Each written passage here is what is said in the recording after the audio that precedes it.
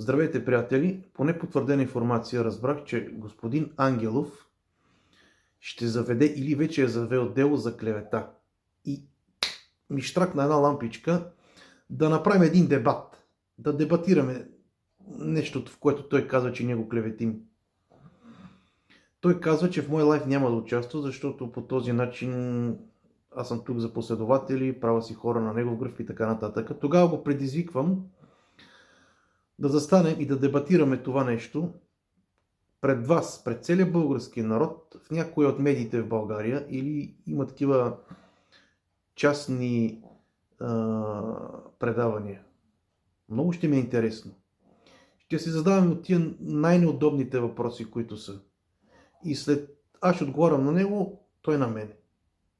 И след всеки един отговор искам да изкараме факти и доказателства, че той твърди, че ние нямаме никакви доказателства. Много ще ми е интересно. Ще приемете ли предизвикателството ми, господин Ангелов? И вече най-накрая да застанем един срещу друг и да си кажем това, което трябва да си кажем. И вече оттам ще направим една анкета, ако трябва, ще оставим българския народ да реши кой крив, кой прав. И тогава ще видим кой какви обвинения на кого ще повдигне. Много ми е интересно дали ще приемете моето предизвикателство. Приятен ден!